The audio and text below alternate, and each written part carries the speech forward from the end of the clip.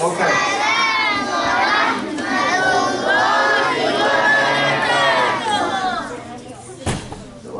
Yeah. Okay. So I got 2 copies of the Quran here, and one is going to. There used to be a sister here.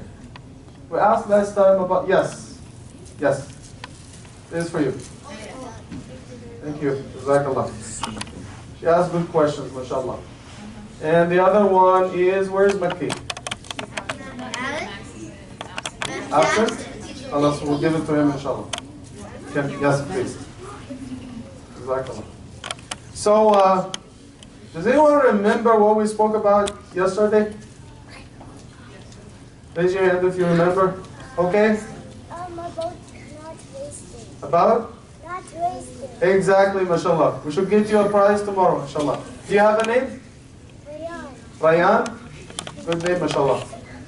So, we spoke about wasting. Today, inshallah, we'll talk about another type of wasting, which is wasting words. Wasting words. When we say unnecessary things, we waste our time and we waste people's times. We talk about things that are not important or are harmful or hurtful to other people. And I get these questions all the time. People come to me and ask about, okay, what do you have in the bag? Or what did you have for breakfast this morning? What's your mom's name? Well, it's none of your business, right? Leave me alone, man. What is the point, right? Come on. Things of that kind, you know. We know that the Prophet ﷺ says in the authentic hadith, "Man kana yu'minu billahi wal yawmil akhir." Everyone knows the hadith. فَلْيَكُلْ خَيْرًا أَوْ لِيَصْمُتْ. If you believe in Allah and the last day, you either say something nice or be quiet. If you don't have something to contribute, if you don't have something nice to say, khalas, be quiet. Alhamdulillah. But you hear all this talk all the time, and people try to kill the time. And the problem is sometimes when some people have nothing to do, they are free, they have nothing but time, and they come to you, you are very busy, you are pulling your hair off, you want to do a paper, you know, it's overdue, and you don't have time, and people keep asking you unnecessary questions, they keep wasting your time. And if you're on Facebook, don't send me an invitation to play Candy Crush, because I don't play it. I don't have time for games, okay? I only play soccer, I play hockey with my kids, that's it. So this is the thing. We know that I mentioned maybe in September, we spoke about the word and how significant the word is in Islam. When Allah subhanahu wa ta'ala created something, according to the Quran, in many places, what did He say? Kun fayakun, right? He says be and becomes, or it becomes, it is, or it comes into being. Allah subhanahu wa ta'ala uses one word to create. When 2 people get married, how do they get married? I do, right? Couple of words. I do. 3 letters, they are married. 1 word, khalas, they get married. At the time of divorce, what do they say? So in marriage, they say I do, but in divorce, I does. Because they don't like each other anymore. So the grammar is in the basement. When people accept Islam, what do they say? The kalima, right? Hello? We're talking about wasting words. So when someone accepts Islam, they say, I believe, khalas, they become Muslim. 1 word. So the words are very important. And we are told in the hadith of the Prophet ﷺ that some people will go to Jannah because of their words. And some people will go to Jahannam because of words. They either lie, they cheat, they backbite. All these are words, right? So we need to be careful. And subhanAllah, if you watch movies, when they go to arrest someone, to make an arrest, what do they tell the person before they take them? You have the right to remain silent. But we don't take advantage of this. We get, oh, I didn't mean to kill my brother or choke my brother to death, Keep your mouth shut, man. You're going to jail, right? So be quiet, right? So it's a privilege So we should take advantage of this. We only say something beneficial. If it's hurtful or it's going to waste somebody's time, don't say it. And subhanAllah, one of the qualities of the Prophet ﷺ, he spoke when it was necessary. When he's giving a talk, he's giving advice, nasiha, he spoke. But he didn't waste his time talking all the time. وَأُوتِيَ جَوَامِعَ الْكَلِمِ. He only said few words to convey the meaning and khalas. I'm going to finish inshallah with a story from a brother. I was an imam in South Carolina.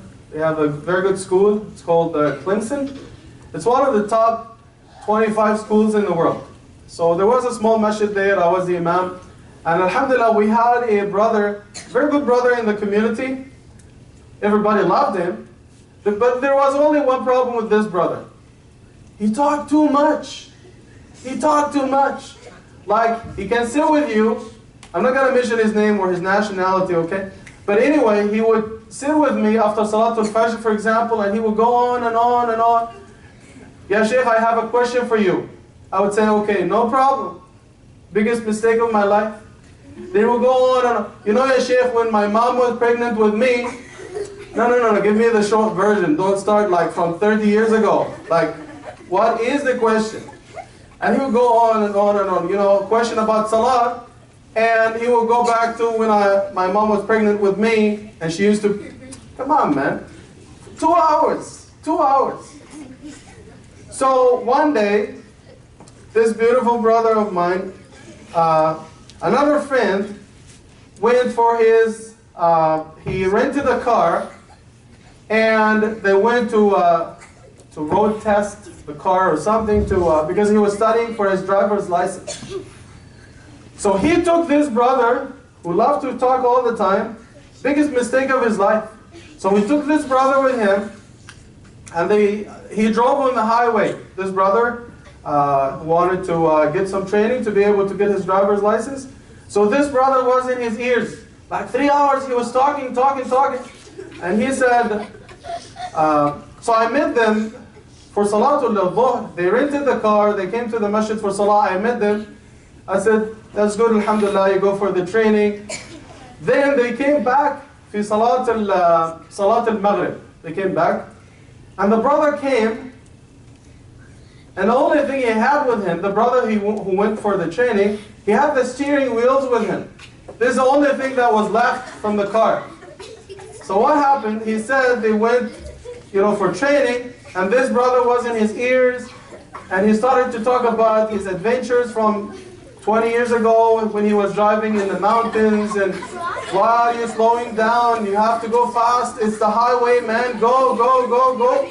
And the brother said, all I remember, the car was hugging an electric post, and the only thing that was left was the steering wheels.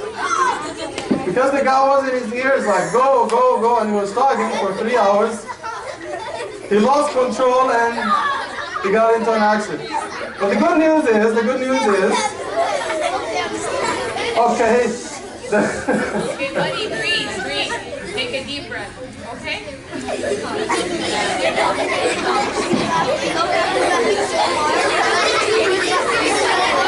Okay. Are you okay? Are you okay? Okay. Well, I didn't know the story was that good.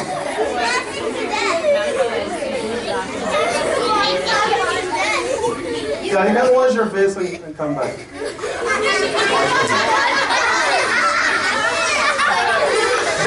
But the good news is, the brother, when he rented the car, he purchased full insurance. He paid $100, so he wrecked a $25,000 car, and he didn't have to pay anything because he had insurance.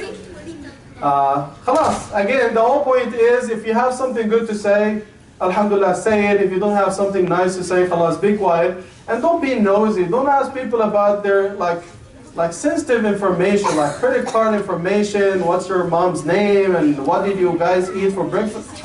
Leave people alone, man, right? And as I said, The Prophet ﷺ said it's one of the qualities of a believer, من حسن إسلام المرء تركه ما لا يعني. One of the proofs, the signs that you are a good believer is when you don't talk about things that are not, what is the best translation for this? تركه ما لا يعني. Again, if it's not your business, don't talk about it. This is basically what the Prophet ﷺ meant in the hadith. We'll see you tomorrow, inshallah. We ask Allah subhanahu wa ta'ala to bless us and give us the best in this life and the best in the life to come. Jazakumullah khairan. Assalamu alaikum.